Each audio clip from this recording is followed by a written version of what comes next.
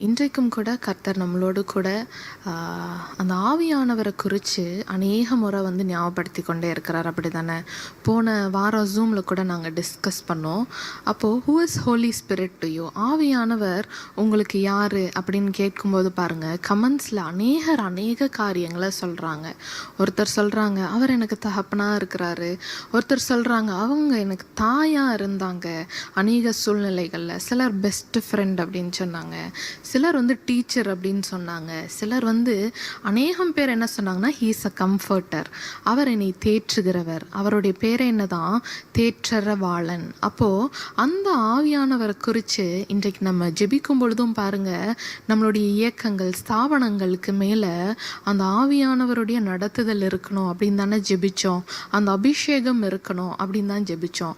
அவங்களுக்கு மட்டும் கிடையாது, இந்த உலக வாழ்க்கையில் நம்ம கடந்து போகும்போது ஒவ்வொரு நாளும் நம்ம ஆவியானவருடைய நடத்துதல்னால தான் என்ன பண்ணணும், நடக்கணும். அப்படிப்பட்ட அவருடைய சத்தத்தை நம்ம கேட்கிறவர்களாக இருக்கணும். அப்படிதானே? ஒரு வசனத்தை நம்ம எடுத்து வாசிக்கலாமா? யோவான் 7ஆம் அதிகாரம் 38ஆம் வசனத்தை நம்ம வாசிக்கலாம். யோவான் 7ஆம் அதிகாரம் 38ஆம் வசனம். வேத வாக்கியம் சொல்லுகிறபடி என்னிடத்தில் விசுவாசமாய் இருக்கிறவன் எவனோ அவன் உள்ளத்திலிருந்து ஜீவ தண்ணீருள்ள நதிகள் ஓடும் என்றார். அப்போது அவரிடத்தில் விசுவாசமாக இருக்கிறவர்களுடைய உள்ளத்திலிருந்து என்ன வருது? ஜீவ தண்ணீருள்ள நதிகள் ஓடுகிறது. என்ன நதிகள்? ஜீவ தண்ணீராகிய நதி. அது என்னது அப்படின்னு அடுத்த வசனத்தில் நம்ம பார்க்கிறோம். 7ஆம் அதிகாரம் 39ஆம் வசனத்தை நம்ம வாசிக்கலாம். விசுவாசிக்கிறவர்கள் அடைய போகிற ஆவியை குறித்து இப்படி சொன்னார். இயேசு இன்னும் மகிமைப்படாதிருந்தபடியால் பரிசுத்த ஆவி இன்னும் அருளப்படவில்லை. போதும். தம்மை விசுவாசிக்கிறவர்கள் அடைய போகிற ஆவியை குறித்து அவர் சொல்லுகிறார். ஹல்லேலூயா. அப்போ ஆவி நம்ம இடத்தில் இருக்கும் பொழுது பாருங்க, நம்மளுடைய இருதயத்துல ஜீவ தண்ணீராகிய நதி பாய்ந்து ஓடிக்கொண்டிருக்கும். ஹல்லேலூயா. எத்தனை பேருக்கு அப்படிப்பட்ட அனுபவம் தேவை? அனுதினமும் அந்த இருதயத்துல அந்த ஜீவ தண்ணீராகிய நதி பாய்ந்து ஓடும் பொழுது பாருங்க, எந்த கவலைகள், எந்த கண்ணீர், எந்த கஷ்டம், யார் என்ன சொன்னாலும் அந்த இருதயத்தில் உள்ள பாரம் குறைந்துரும். ஆவியானவர் நம்மளை நிரப்பும் பொழுது மற்றவர்கள் சொன்ன வார்த்தைகள், அந்த கடினமான பேச்சுகள், அதெல்லாம் என்ன பண்ணாது, நமக்கு பெருசாக தெரியாது. அதுதான் ஆவியானவர் நமக்கு கொடுக்கிற பெரிய சமாதானம். ஹல்லேலூயா. ஜீவ நதி, அந்த தண்ணீர் பாருங்க ஓடிக்கொண்டே இருக்கிறது. ஆவியானவர் அப்படிப்பட்ட நிரப்புதல்னால இன்றைக்கு உங்களை நிரப்ப போகிறார். ஹல்லேலூயா. இன்றைக்கு ஒரு 4 காரியம் இல்லைன்னா 3 காரியம் நம்ம ஆவியானவர் என்னை எப்படிலாம் நடத்த ட்ரை பண்ணுறாரு அப்படின்னு சொல்லி வசனத்தின் மூலமாக நம்ம என்ன பண்ண போகிறோம், பார்க்க போகிறோம். எடுத்து வாசிக்கலாம். யோவான் 14ஆம் அதிகாரம் 16ஆம் வசனத்தை நம்ம வாசிக்கலாம். யோவான் 14:16. நான் பிதாவை வேண்டிக் கொள்வேன், அப்பொழுது என்றைக்கும் உங்களுடனே கூட இருக்கும்படி சத்திய ஆவியாகிய வேறொரு தேற்றரவாளனை அவர் உங்களுக்கு தந்தருளுவார். ஹல்லேலூயா. அப்பொழுது என்றென்றைக்கும் உங்களுடனே கூட இருக்கும்படி ஆகிய சத்திய ஆவியாகிய. அப்போ பாருங்க, ஆவியானவர் எப்பொழுதும் என்னோட கூட இருக்கிறார். ஒரு கார்டியன் மாதிரி. அப்படிதானே? நம்மளுடைய கணவர், மனைவி, சுற்றி உள்ள குடும்பத்தினர் யாரனாலும் நீங்கள் எடுத்துக்கொள்ளுங்களேன், ஒரு நாளைக்கு அவங்களோட நீங்கள் எவ்வளோ டைம் தான் ஸ்பெண்ட் பண்ண முடியும்? ரொம்ப கம்மி தான். அப்போது உங்களுடனே கூட 24/7 யார் தங்கி இருக்கிறா? ஆவியானவர் தங்கி இருக்கிறாரு. ஹல்லேலூயா. அப்படிப்பட்ட ஒரு நெருங்கிய உறவு. அவர் உங்களுடனே கூட இருக்கிறார். He is a Guardian for me. அடுத்தது பாருங்க, சத்திய ஆவியாகிய வேறொரு தேற்றரவாளன். இது நம்ம எல்லாருக்கும் தெரிஞ்ச காரியம்தான். என்ன? தாய் இல்லாத நேரத்தில், தகப்பன் இல்லாத நேரத்தில், கணவன் இல்லாத நேரத்தில், மனைவி இல்லாத நேரத்தில், அந்த இழப்புகள் மத்தியில் யார் மட்டும்தான் தேற்ற முடியும்? ஆவியானவர் மட்டும்தான் நம்மளை தேற்ற முடியும். அப்படிப்பட்ட ஒரு கம்ஃபர்டர் அவர். அப்போ 2 காரியத்தை இந்த வசனத்திலேருந்து நம்ம பார்க்கிறோம். உங்களுடனே அவர் கூட இருக்கிறார். அடுத்தது பாருங்க, உங்களை தேற்றுகிறவராய் இருக்கிறார். அவர் கார்டியனாக இருக்கிறாரு. Second, he is a comforter for me. அடுத்த ஒரு வசனத்தை நம்ம வாசிக்கலாமா? 14ஆம் அதிகாரம், அதே யோவான் 14:26ஆம் வசனம் நம்ம வாசிக்க கேட்போம். 14:26. நாமத்தினாலே பிதா அனுப்ப போகிற பரிசுத்த ஆவியாகிய தேற்றரவாளனே எல்லாவற்றையும் உங்களுக்கு போதித்து நான் உங்களுக்கு சொன்ன எல்லாவற்றையும் உங்களுக்கு நினைப்பூட்டுவார். இந்த வசனத்துல பாருங்க, ரெண்டு காரியம் நம்ம திரும்பியும் பார்க்க போகிறோம். பரிசுத்த ஆவியாகிய தேற்றரவாளன் உங்களுக்கு போதித்து, அவர் நமக்கு போதித்து நடத்துகிற தகப்பன். ஹalleluya. சிட்சித்து போதிக்கிறவர் அவர். ஹalleluya. நம்ம என்ன காரியத்தை செய்யணும், எப்படி செய்யணும், எப்படி நடக்கணும், யாரிடத்துல பேசணும், என்ன பண்ணணும் அப்படின்றத போதிக்கிறவராய் இருக்கிறார். நம்மளுடனே கூட இருந்து நமக்கு அவர் போதிக்கிறவராய் இருக்கிறார். அடுத்தது பாருங்க, அந்த வசனத்துல நான் உங்களுக்கு சொன்ன எல்லாவற்றையும் உங்களுக்கு நினைப்பூட்டுவார்.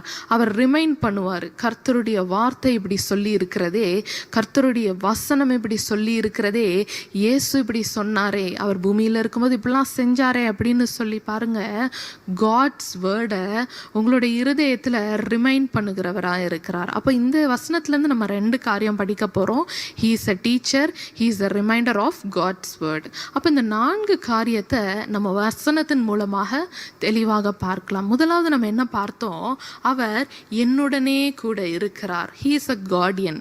அப்போ ஒரு கார்டியன் அப்படின்னு சொல்லும் பொழுது, உலக பிரகாரமான காரியங்கள் நம்ம சொல்லும் பொழுது, ஒரு தாய் தகப்பன்மார் தன்னுடைய பிள்ளைய ஏதாவது ஹாஸ்டலில் சேர்க்குறாங்கன்னு வச்சுக்கோங்களேன், ஊர் சைட்லேருந்து வந்து சென்னையில் சேர்க்குறாங்கன்னு வச்சுக்கோங்களேன். அப்போ என்ன தேடுவாங்க, சென்னையில் நெருங்கிய நண்பர்கள், உறவினர்கள் யாராவது இருக்கிறாங்களா அப்படின்னு பார்ப்பாங்க. அப்படி தானே? ஏன் அந்த பிள்ளைங்களுக்கு ஹாஸ்டலில் சேர்க்கும்பொழுது ஒரு கார்டியனாக சைன் பண்ணுறதுக்கு கேட்பாங்க.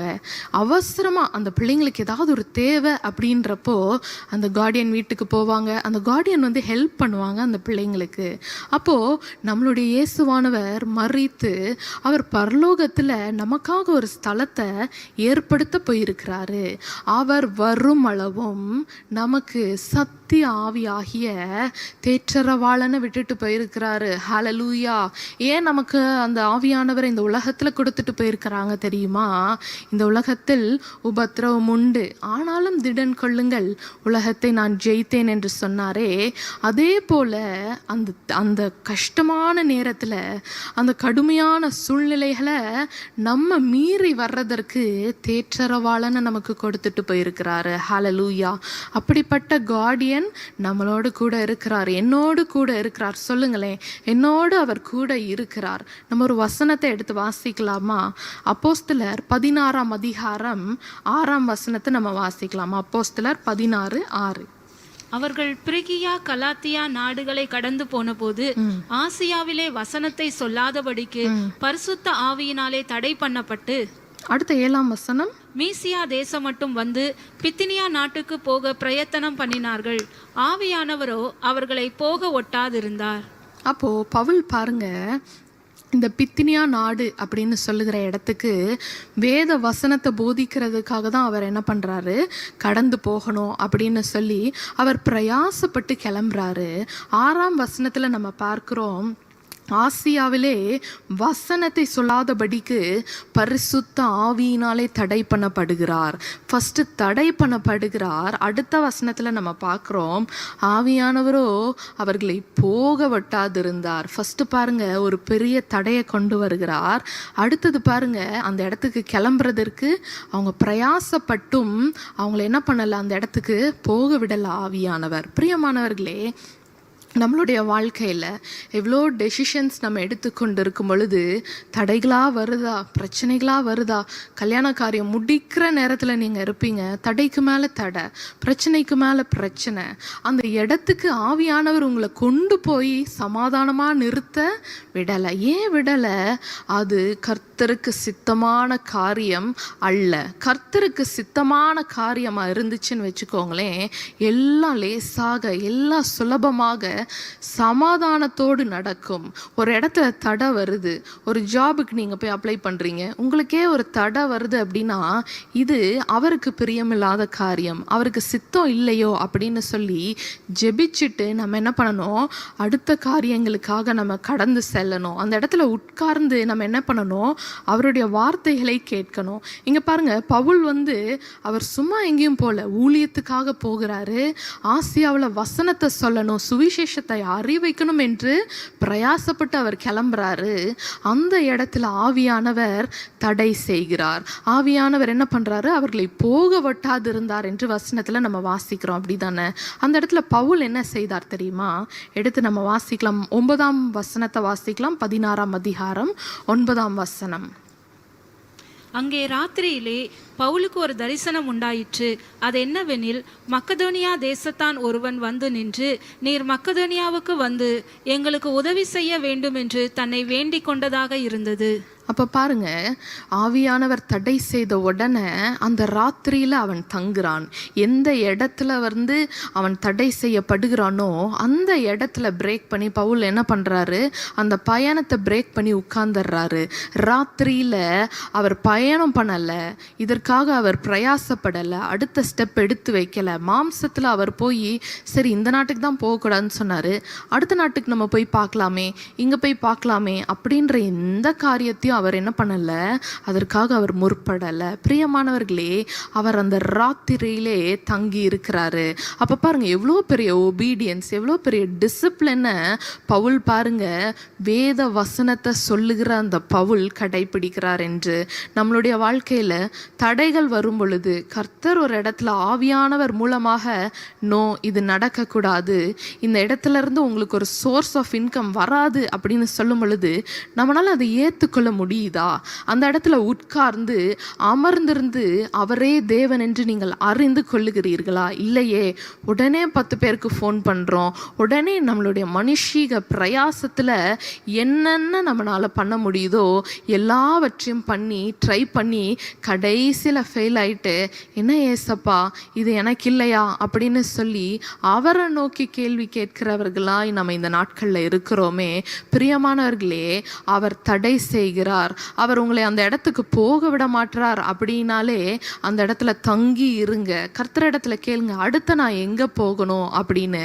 இந்த 9ஆம் வசனத்துல நம்ம பார்க்கிறோம், ஒரு மனிதன் ஒரு விஷனா பவுலுக்கு தெரிகிறாங்க. மக்கதோனியா தேசத்துக்கு நீ கடந்து செல் என்று சொல்லி அந்த தேசத்துக்கு போகும் பொழுது பாருங்க, அந்த இடத்துல தான் லீதியானின் இருதயத்தை கர்த்தர் திறந்தார். ஹல்லேலூயா. இந்த பிரயாசத்தை பவுல் தன்னுடைய மனுஷீகத்தில் எடுத்து வேறொரு நாட்டுக்கு போய் ஒரு ஆயிரக்கணக்கான மக்களை பார்த்து அவர் சுவிசேஷத்தை அறிவிச்சிருந்தாலும் அங்கே அவ்வளோ பெரிய அற்புதம் நடந்திருக்குமா, இருதயங்கள் திறக்கப்பட்டிருக்குமா நமக்கு தெரியாதே. ஆனால் ஆவியானவர் பாருங்க, நீங்கள் எங்கே போகணுமோ அங்கே கரெக்டாக உங்களை போய் கொண்டு போய் சேர்க்கிறவராக இருக்கிறார். ஹல்லேலூயா. உங்களுடைய டெஸ்டினேஷன் இதுதான் என்று நமக்கு தெரியாது, ஆனால் அவருக்கு தெரியும். ஹல்லேலூயா. அப்போ அவரிடத்துல ஒப்பு கொடுக்கிறவர்களாய், அவருடைய வார்த்தைகளை கேட்கிறவர்களாய், ஆவியானவர் தடை பண்ணும் பொழுது உட்கார்ந்து அமர்ந்திருந்து அந்த காரியங்களை கேட்டு அந்த ஒபீடியன்ஸோட அந்த டிசிப்ளினோட நம்ம நடக்கிறவர்களாய் இருக்கணும். ஹல்லேலூயா. இதுதான் நம்ம சொல்றோம், அவர் ஒரு பெரிய கார்டியன். நமக்கு என்ன செய்யணும் அப்படின்றத அவரிடத்துல கேட்டு கேட்டு செய்யும் பொழுது பாருங்களேன், குடும்பத்துல ஒரு பெரிய சமாதானம், வீட்டில் ஒரு பெரிய சந்தோஷம் நம்மளுடைய வாழ்க்கையில அனுதினமும் நாம் காண முடியும். அடுத்த காரியம் பாருங்க, he is a teacher. அவர் நமக்கு போதிக்கிற தகப்பனா இருக்கிறார். அப்படிதானே? அவர் என்ன செய்யணும், எப்படி செய்யணும் அப்படின்றத கரெக்டாக சிட்சித்து போதிக்கிறவராய் இருக்கிறார். நம்ம ஒரு வசனத்தை எடுத்து வாசிக்கலாமா? அப்போஸ்தலர் புஸ்தகம் 8ஆம் அதிகாரம் 29ஆம் வசனத்தை நம்ம வாசிக்கலாம். அப்போஸ்தலர் 8:29. ஆவியானவர் நீ போய் அந்த ரதத்துடனே சேர்ந்து கொள் என்று பிலிப்புடனே சொன்னார். ஆவியானவர் இந்த இடத்துல பாருங்க பிலிப்புவை கைட் பண்றாரு. என்னன்னு சொல்லி கைட் பண்றாரு? இந்த ரதத்துடனே நீ சேர்ந்து கொள், இந்த ரதத்துடனே நீ போ. எதற்கு போகணும், ஏன் போகணும் அப்படின்றத சொன்னாரா அந்த இடத்துல? இல்லை. ஆனால் ஆவியானவர் பாருங்க பிலிப்பு ஒரு இடத்துல இருந்து கூட்டி கொண்டு வந்து இந்த ரதத்துடனே நீ சேர்ந்து கொள் என்று சொல்லுகிறார்.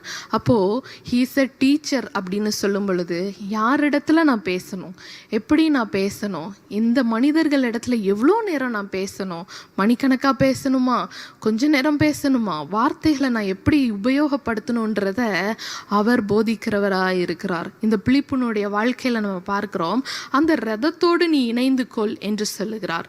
அடுத்த சில வசனத்தில் நம்ம பார்க்குறோம், அந்த ரதத்தில் யார் வரா, ஒரு மந்திரி வராரு. அந்த மந்திரி வரும் பொழுது பாருங்க, ஏசாயா தீர்க்கதரிசியின் புஸ்தகத்தை படித்து கொண்டே வர்றாரு.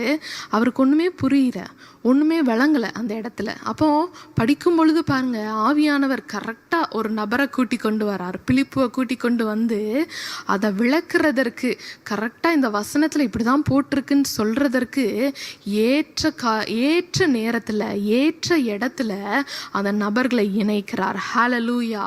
நம்மளா தேடி நம்மளா போய் இணைந்துக்கிற அந்த உறவுகள் இருக்கு பாருங்க, நம்மளுக்கு கடைசியில் கஷ்டங்களையும் கண்ணீர்களையும் கொடுக்க நிறைய சான்சஸ் இருக்கு. ஆனால் ஆவியானவர் கொண்டு போய் அவர் நடத்துகிறபடி நம்ம சேரும் பொழுது பாருங்க, அங்கே ஒரு பெரிய களிப்பு, ஒரு பெரிய சந்தோஷம் நடக்கும். அந்த 8ஆம் அதிகாரம் 35ஆம் வசனத்தில் நம்ம பார்க்கிறோம், இயேசுவை குறித்து அந்த பிலிப்பு என்ன பண்ணுறான், அவருக்கு சொல்லி கொடுக்குறான். அந்த மந்திரிக்கு இயேசுனுடைய பற்றி பிரசங்கிக்க ஆரம்பிக்கிறான் என்று நாம் பார்க்கிறோம். பாருங்களேன், யாருனே தெரியாத ஒரு மந்திரி ரதத்தோடு சேர்ந்து கொள் என்று ஆவியானவர் சொல்லும் பொழுது அவன் சேர்ந்து கடைசியில் பாருங்க, ஏற்றதை சொல்லி கொடுத்து இயேசுவை பற்றி சுவிசேஷம் அறிவிக்கிறதற்கு கரெக்டான டைமில் போய் அதை இன்ட்ரடியூஸ் பண்ணுறான். அந்த இடத்துல அந்த மந்திரி கேட்குறாரு, நான் ஞானஸ்நானம் எடுக்கிறதற்கு என்ன தடை அப்படின்னு கேட்கும் பொழுது பாருங்க, அந்த இடத்துல மந்திரிக்கு ஞானஸ்நானமும் கொடுக்கப்படுது. ஹல்லேலூயா. இதுதான் ஆவியானவர் கரெக்டாக நம்மளை நடத்தி கரெக்டான இடத்துல நம்ம போய் சேரும் பொழுது பாருங்க, கர்த்தர் மகிமைப்படுவார். அந்த கடைசியில் பாருங்க, ஞானஸ்நானம் எடுக்கிற அளவுக்கு அந்த ரதத்தில் உட்கார்ந்து இயேசுவை குறித்து அவன் சொல்லி இருக்கிறான். பிலிப்புனுடைய வாழ்க்கையில நம்ம பார்க்கிறோம். அடுத்த ஒரு வசனத்தை நம்ம பார்க்கலாம். ஞானஸ்நானம் கொடுத்ததுக்கு அப்புறம் ஒரு காரியம் நடக்குது. 8ஆம் அதிகாரம் 39ஆம் வசனத்தை நம்ம பார்க்கலாம். அவர்கள் தண்ணீரிலிருந்து கரையேறின பொழுது கர்த்தருடைய ஆவியானவர் பிலிப்பை கொண்டு போய் விட்டார். மந்திரி அப்புறம் அவனை காணாமல் சந்தோஷத்தோட தன் வழியே போனான். ஹல்லேலூயா. இதில் 2 காரியத்தை நம்ம பார்க்குறோம். ஆவியானவர் பிலிப்புவை கொண்டு போய் விட்டார். அதில் பாருங்க, அந்த மந்திரியினுடைய ஒரு ரியாக்ஷன் பாருங்களேன். மந்திரி அவன் ஞானஸ்நானம் எடுத்துட்டு வெளியே வரான். அந்த நதியிலேருந்து வெளியே வந்தோன்னே பிலிப்புவை காணவில்லைன்னா நம்ம என்ன பண்ணுவோம், இப்போ தான் நம்ம கூட பேசிட்டு ஒருத்தர் வந்தார், திடீர்னு காணாமல் போயிட்டாரே அப்படின்னு நம்மளுடைய இருதயம் படபடன்னு இருக்கும், இல்லைனா கேள்விகளால் நிறைந்திருக்கும், அப்படி தானே? ஆனால் அந்த மந்திரி பாருங்களேன், அவர் அப்புறம் அவனை காணாமல், பிலிப்புவை காணாமல் சந்தோஷத்தோடே தன் வழியே போனான். ஹல்லேலூயா. ஏன் அவர் சந்தோஷத்தோடே தன் வழியில் போனார்? அவருக்கு தேவையான இயேசு, அவருக்கு தேவையான ரட்சிப்பு, அவருக்கு தேவையான ஞானஸ்நானம் கிடைக்கப்பட்டது. ஹல்லேலூயா. அவருக்கு தேவை பிலிப்பு கிடையாது, அவருக்கு தேவை இயேசுனுடைய நாமம், அந்த ரட்சிப்பு, அந்த ரத்தம். பிரியமானவர்களே, பிலிப்புவா போய் அந்த மந்திரியின் இடத்துல டைம் ஸ்பெண்ட் பண்ணி நான் உங்களுக்கு சொல்லித்தரேன், இது பண்ணித்தரேன் அப்படின்னு சொல்லி உட்கார்ந்துருந்தா எவ்வளோ நேரங்கள் வேஸ்ட் ஆகிருக்கும்ல. நம்ம முதல்ல படித்தோம், 29ஆம் வசனத்தில் நம்ம படித்தோம், ஆவியானவர் அந்த ரதத்துடனே சேர்ந்து கொள் என்று சொல்லுகிறார். கடைசியாக படித்தோம் 39ஆம் வசனத்தில், ஆவியானவர் பிலிப்புவை கொண்டு போய்விட்டார். போய் சேர்க்கிறதும் அவர் தான், அங்கேருந்து விளக்குறதும் அவர் தான். ஹல்லேலூயா.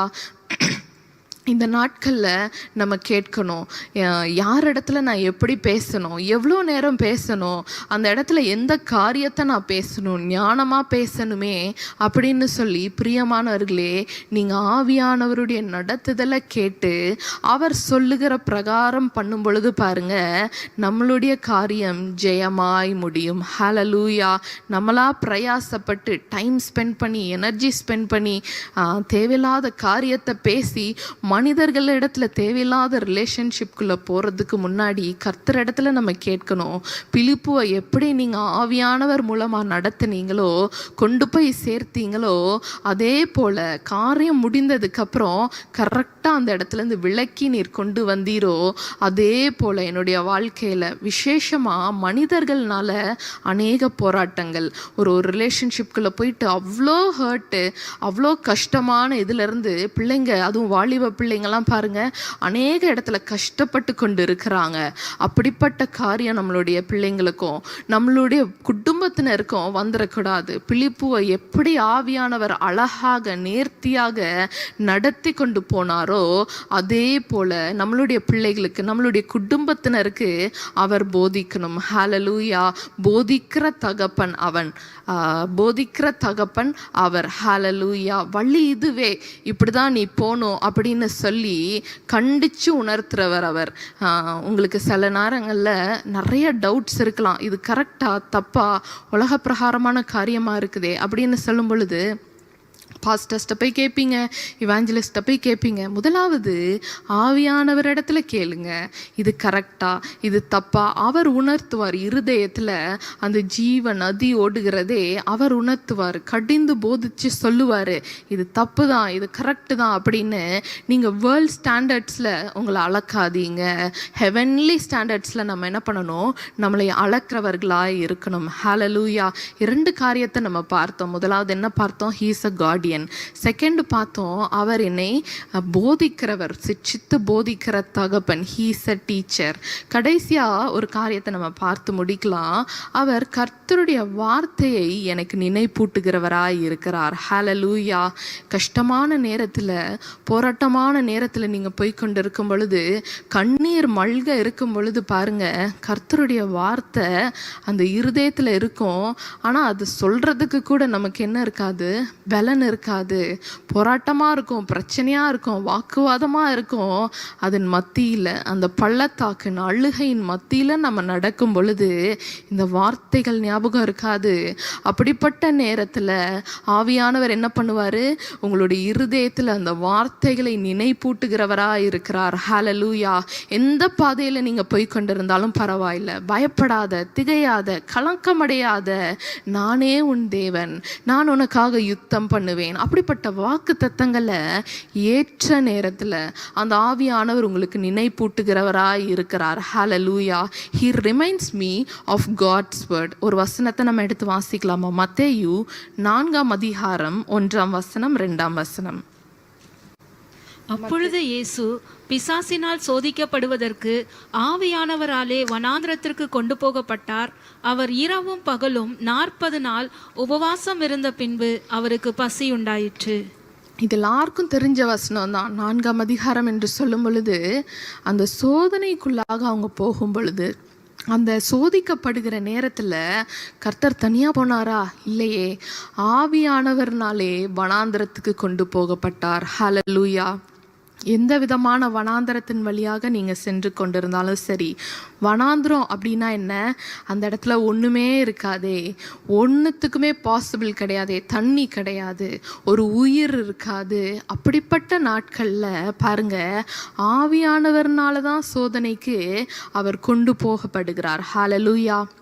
இன்றைக்கு இருக்கிற உங்களுடைய ஒவ்வொரு சோதனையிலையும் நீங்கள் நினைக்காதீங்க நான் தனியாக இருக்கேன். இல்லை, உங்களுடனே கூட அவர் இருக்கிறார். ஹல்லேலூயா. அந்த நாட்களில் சொல்லுங்கள், இயேசுவனுடைய கூட எப்படி ஆவியானவர் கூட்டி கொண்டு போகப்பட்டாரோ, அதே போல் என்னுடனே கூட இந்த கஷ்டத்தில், இந்த கடனில், இந்த வியாதியில், இந்த போராட்டத்தில், குடும்ப வாழ்க்கையில் என்னை கூட்டி கொண்டு வந்தது யாரு? ஆவியானவர். ஹல்லேலூயா. அடுத்த வசனத்தில் நம்ம பார்க்கிறோம், 40 நாள் அவர் உபவாசம் பண்ணுறாரு. உபவாசம் பண்ணும் பொழுது பிசாசு சோதிக்க ஆரம்பிக்கிறான். ஒரு 3 விதமான சோதனைகளை கொண்டு வருகிறான். முதலாவது என்ன சொல்கிறான்? இந்த கல்லுகளை அப்பமாக்கி கொள்ளும் அப்படின்னு சொல்கிறான். அதற்கு இயேசுவானவர் அந்த பிசாசுக்கு பதில் சொன்னாரா? பிசாசுக்கு பதில் எப்படி கொடுத்தாரு தெரியுமா? நம்ம ஒரு வசனத்தை வாசிக்கலாமா? 4ஆம் அதிகாரம் 4ஆம் வசனத்தை வாசிங்க. அவர் பிரதியுத்தரமாக, மனுஷன் அப்பத்தினாலே மாத்திரமல்ல, தேவனுடைய வாயிலிருந்து புறப்படுகிற ஒவ்வொரு வார்த்தையினாலும் பிழைப்பான் என்று எழுதியிருக்கிறதே என்றார். என்று எழுதியிருக்கிறதே. பாருங்களேன், இயேசுவானவர் தன்னுடைய பசியின் நிமித்தமும் 40 நாள் உபவாசம் இருந்து கஷ்டப்பட்டு அவர் ட்ரென்ச்சாகி இருந்திருப்பார். கரெக்டு தானே? ஒரு வனாந்திரத்தில் இருக்கும் பொழுது அவர் பாருங்க ஒரு வசனத்தை கோட் பண்ணுறாரு. என்று எழுதி இருக்கிறதே, மனுஷன் அப்பத்தினால் மாத்திரமல்ல, தேவனுடைய வாயிலிருந்து புறப்படுகிற ஒவ்வொரு வார்த்தையினாலும் பிழைப்பான். ஹல்லேலூயா. நம்மளும் இந்த வனாந்திரத்தின் வழியாக செல்லும் பொழுது என்று எழுதியிருக்கிறதே என்று சொல்லுகிற வண்ணம் நமக்கு என்ன தெரிஞ்சிருக்கணும்? வசனம் தெரிஞ்சிருக்கணும். வசன ஞானம் நமக்கு இருக்கணும். கர்த்தருடைய வசனத்தை வாசிக்கிறவர்களாக இருக்கணும். ஏன்னா வசனம் தெரியலன்னா இருதயத்தில் எப்படி ஆவியானவர் உங்களுக்கு நினைப்பூட்டுவார்? எப்படி அவர் உங்களுக்கு சொல்லி கொடுப்பாரு? வசனங்கள் நம்ம அறிந்து கொள்ளுகிறவர்களாக இருக்கணும். ஹல்லேலூயா. முதல் சோதனையில் பாருங்களேன், இயேசுவானவர் பிசாசுக்கு பதில் கொடுக்கிறார் என்று எழுதி இருக்கிறதே என்று சொல்லி. அடுத்த சோதனை பாருங்க, தாள குதியும் என்று சொல்லி மலையின் உச்சியில கூட்டிட்டு போய், இப்ப பிசாசு ரொம்ப ஸ்மார்ட் ஆயிட்டான். அவன் என்ன பண்றான் அந்த இடத்துல தெரியுமா? பிசாசு ஒரு வசனத்தை கோட் பண்றான். என்ன வசனம் அப்படின்னு பாத்தீங்கன்னா 4ஆம் அதிகாரம் 6ஆம் வசனத்துல நம்ம பார்க்கிறோம். நீ தேவனுடைய குமாரனே ஆனால் தாழ குதியும், ஏனெனில் தம்முடைய தூதர்களுக்கு உம்மை குறித்து கட்டளையிடுவார். உம் பாதம் கல்லில் இடராதபடிக்கு அவர்கள் உம்மை கைகளில் ஏந்தி கொண்டு போவார்கள் என்பதா எழுதியிருக்கிறது என்று சொன்னான். அப்போது பிசாசு சொல்கிறான் பாருங்களேன், இப்படிலாம் எழுதி இருக்கிறதே, நீங்கள் தாழ குதியும் அப்படின்னு சொல்லி இயேசுவை நோக்கி அவன் ஒரு வசனத்தை கோட் பண்ணுறான். பிரியமான தேவ பிள்ளைங்களே, உங்களுடைய வாழ்க்கையில் வசனத்தை நம்ம ஒழுங்காக படிக்கலைன்னு வச்சுக்கோங்களேன், ஐயோ ஆமாம் இப்படி தானே சொல்லி இருக்கிறது அப்படின்னு சொல்லி அந்த இடத்துல ஒரு பயம் கிரியேட் ஆக சான்சஸ் இருக்குது. அந்த இடத்துல ஐயோ வாக்குத்தத்தம் இப்படி தானே சொல்லியிருக்குது, இன்னும் நிறைவேறலையே அப்படின்னு ஒழுங்காக வசனத்தை படிக்காமல் மேலேயும் கீழே எந்த சிச்சுவேஷனில் அந்த வசனம் கொடுக்கப்பட்டிருக்குன்னு தெரியாமல் நம்மளா அந்த ஒரு வாக்கு தத்தத்தை அந்த நடுவில் ஒரு லைனை மட்டும் எடுத்து பிடிச்சிட்டு இருந்தோம்னு வச்சுக்கோங்களேன், பயம் வந்துடும். பிரியமானவர்களே, இந்த ஒரு பிசாசின் ஒரு தந்திரத்திற்கும் கர்த்தர் எப்படி பதிலடி கொடுத்தாரு தெரியுமா? அடுத்த வசனத்தை நம்ம வாசிக்கலாம். 4ஆம் அதிகாரம் 7ஆம் வசனம். அதற்கு இயேசு, உன் தேவனாகிய கர்த்தரை பரீட்சை பாராதிருப்பாயாக என்றும் எழுதியிருக்கிறதே என்றார். என்றும் எழுதி இருக்கிறதே. அப்போ வசனங்கள் கருக்குள்ள பட்டயம் அப்படிதானே? ஒரு சைடை மட்டும் நம்ம பார்த்துட்டு, ஒரு பக்கத்தில் மட்டும் பார்த்துட்டு, இன்னும் கர்த்தர் எனக்கு நடக்க பண்ணலையே, இந்த காரியத்தை வாய்க்க பண்ணலையே, சொல்லியிருந்தாலே செய்யலையே அப்படின்னு அநேகர் புலம்பி கொண்டு இருக்கிறீங்க. இல்லை, வசனத்தை தெளிவாக படிக்கிறவர்களாக இருங்கள். சத்ரு அநேக விசுவாசிங்களை வசனத்தின் மூலமாகவே அவன் வீழ்த்தி கொண்டு இருக்கிறான்.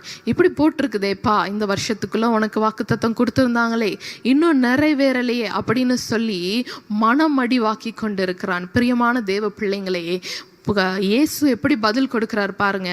அந்த இடத்துல உன் தேவனாகிய கர்த்தரை நீ பரீட்சை பாராதிருப்பாயாக என்றும் எழுதி இருக்கிறதே. அப்போ நம்ம சொல்லணும், பிசாசின் இடத்துல இப்படி எழுதி இருக்குதே, வசனம் கர்த்தர் நடத்துவார்னு எழுதி இருக்குதே, அவர் என்னை கைவிட மாட்டார்னு எழுதி இருக்குதே, தானியேலுடைய காரியம் ஜெயமாய் முடிந்தது போல என்னுடைய காரியம் ஜெயமாய் முடியும் என்று சொல்லி இருக்கிறாரே, அந்த மாதிரி வாக்கு தத்தங்களை நம்ம சொல்லி சொல்லி ஜெபிக்கும் பொழுது பாருங்க, கர்த்தர் பெரிய காரியங்களை நம்மளுடைய வாழ்க்கையில் செய்வார். ஹல்லேலூயா. அடுத்ததாக கடைசியாக ஒரு சத்ரு ஒரு போராட்டம் சொல்கிறான், ஒரு சோதனை காட்டுறான். அந்த இடத்துல பாருங்க, எல்லா ராஜ்யத்தையும் காட்டி நீ என்னைய வணங்கு அப்படின்னு சொல்லும் பொழுது இயேசுவானவர் எப்படி ரிப்ளை பண்ணுறாரு தெரியுமா? அடுத்த வசனத்தை நம்ம வாசிக்கலாம். 4ஆம் அதிகாரம் 10ஆம் வசனம். அப்பொழுது இயேசு, அப்பாலே போ சாத்தானே, உன் தேவனாகிய கர்த்தரை பணிந்து கொண்டு அவர் ஒருவருக்கே ஆராதனை செய்வாயாக என்று எழுதியிருக்கிறதே என்றார். மறுபடியும் பாருங்க, பிசாசின் இடத்துல எக்ஸ்ட்ரா வேர்ட்ஸே கிடையாது. ஜீசஸ் பேசும் பொழுது இப்படி எழுதியிருக்கிறது, இப்படி எழுதியிருக்கிறது, என்றும் எழுதியிருக்கிறதே அப்படின்னு சொல்லி அழகாக நேர்த்தியாக வசனத்தை கொண்டு அந்த பிசாசுக்கு பதிலடி கொடுத்தார். ஹல்லேலூயா. அந்த கஷ்டமான நேரத்தில் 40 நாள் அவர் உபவாசமாக இருந்த நாட்களில் பசி உண்டாயிற்று என்று இருக்குதே, அந்த நேரத்திலையும் பாருங்க, ஆவியானவர்னால வனாந்திரத்துக்கு கொண்டு போகப்பட்டதுனால மாத்திரமே இயேசுவினால இந்த நினைப்பூட்டுதலை பாருங்க ஆவியானவர் கொடுத்திருப்பார். ஹல்லேலூயா.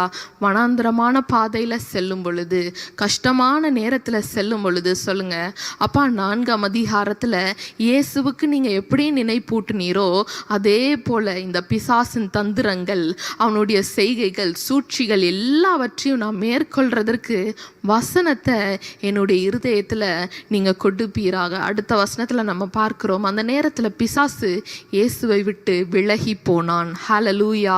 நம்மளுடைய வாழ்க்கையில பிசாசு வசனத்தை கோட் பண்ணும் பொழுது அவனால நிற்க முடியாது, அவன் விலகி ஓடி போவான். ஹல்லேலூயா.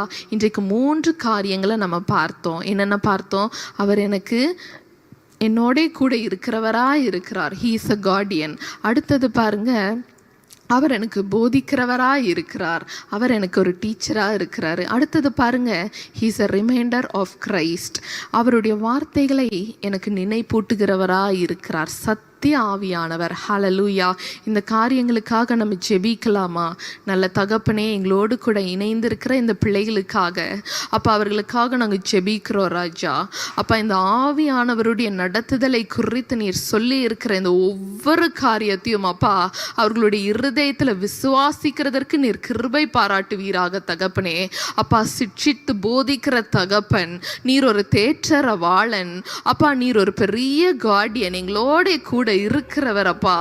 அதே போல ராஜா, கர்த்தர் இயேசு எங்களுக்கு சொல்லி கொடுத்த ஒவ்வொரு வசனத்தையும் எங்களுக்கு நினைப்பூட்டுகிறவரா இருக்கிறீரே தகப்பனே. ஆவியானவரே, உம்மை பற்றி கொள்ள இந்த உலக நாட்கள்ல அப்பா, நீர் இந்த பிள்ளைகள் உங்களை பற்றி கொள்ள அப்பா, அதிகாலையில் எழும்பி ஆவியில அனல் மூட்டி அவர்கள் ஜெபிக்கிறவர்களா இருக்க அப்பா, வசனத்தை கேட்டு கேட்டு எப்படி நான் இந்த வழியில போறது, எந்த காரியம் நான் செய்வது என்று ஒவ்வொரு முறையும் அப்பா உங்களிடத்துல கவுன்சில் பண்ணி பண்ணி பண்ணி ராஜா, அந்த பிள்ளைகள் அந்த வாழ்க்கையில அப்பா ஒவ்வொரு நாட்களையும் அவர்கள் நடத்துவார்கள் தகப்பனே.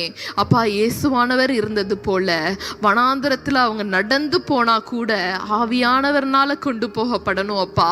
சோதிக்கப்படும் பொழுது என்று எழுதியிருக்கிறதே என்று சொல்லுகிற வண்ணமாய் அந்த வசனங்களை அவர்கள் நினைப்பூட்டி அப்பா, அந்த வசனங்களை சொல்லி சொல்லி சொல்லி பிசாசை மேற்கொள்றதற்கான கிருபைகளை நீர் கொடுப்பீராக தகப்பனே. இன்றைக்கு நாங்கள் ஏறெடுத்த அந்த மிஷனரி ஜப குறிப்புகளுக்காக ஸ்தோத்திரம் அப்பா. அப்பா, நீர் ஆம் என்றும் ஆமேன் என்றும் எங்களுக்கு நீர் பதில் கொடுக்க போறீரே. ஆவியானவரே, உம்முடைய அபிஷேகம் அந்த பிள்ளைகளுக்கு இருக்கிற எல்லா நுகத்தையும் முறித்து போடுவதாக தகப்பனே. அவர்களுக்கு இருக்கிற போராட்டங்கள், பிரச்சனைகள், மனுஷர்களால் வருகிற போராட்டங்கள் அப்பா, எல்லாவற்றையும் நீர் எதிர்த்து அப்பா அவர்களுக்கு ஒரு பெரிய ஜெயத்தை கொடுப்பீராக. அபிஷேகத்தின் வல்லமை ஒவ்வொரு இயக்கங்களையும் காணப்படுவதாக தகப்பனே. அப்பா, எல்லாவற்றிற்கும் மேலாக அவர்கள் உம்மை அப்பா உம்மை துதித்து உம்மை போற்றி உம்முடைய வார்த்தைகளை சுவிசேஷமாய் அறிவித்து இன்னும் அநேக கூட்டங்களை, இன்னும் அநேக ஜனங்களை சந்தித்து இயேசுவுக்குள்ளாக திருப்பி கொள்வார்களாக. அப்பா, நாங்கள் விசுவாசிக்கிறோம் தகப்பனே. இன்றைக்கு நாங்கள் எடுத்த ஒவ்வொரு ஜபங்களும் நீர் கேட்டுக்கொண்டிருக்கிறீர், அதற்கு இன்றைக்கே நீர் பதில் கொடுப்பீர் என்று நாங்கள் விசுவாசிக்கிறோம் அப்பா.